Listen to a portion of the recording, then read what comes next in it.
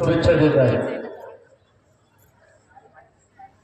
थोडा उशीर झालाय त्यामुळे सर्वांची नावं न घेता मंचावर उपस्थित सर्व संतगण आणि ज्ञानेश्वरी पारायणाला आजपासून सुरुवात करणारे एवढ्या पहाटे मोठ्या संख्येने उपस्थित भाविक भक्त बंधू आणि भगिनींनो, ज्ञानेश्वर महाराजांच्या 750व्या जयंतीच्या निमित्ताने संत नामदेवांच्या 675व्या समाधी दिनाच्या निमित्ताने आणि तुकाराम महाराजांच्या 375व्या वैकुंठ गमनाच्या दिनाच्या निमित्ताने असे तिन्ही योग आले आहेत।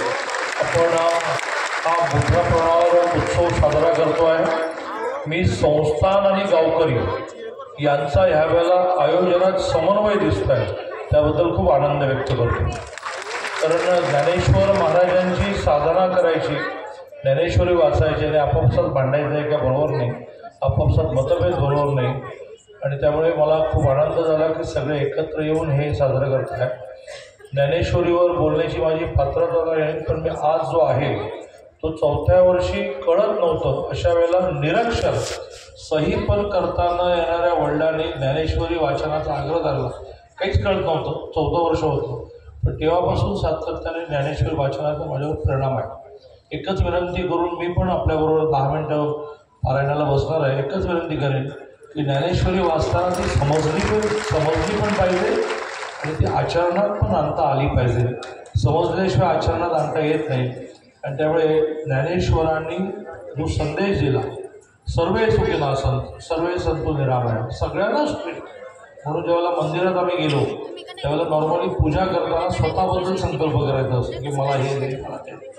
ज्ञानेश्वर महाराज आणि तुकाराम महाराज ह्या 2 समाधी अशा आहेत जिथे स्वतःसाठी काहीच मागायचं, जगासाठी मागायचं ते पंढरीला मागायचं की मला दे, राज्याला दे, मुख्यमंत्र्यांना दे, तिकडे मागायचं।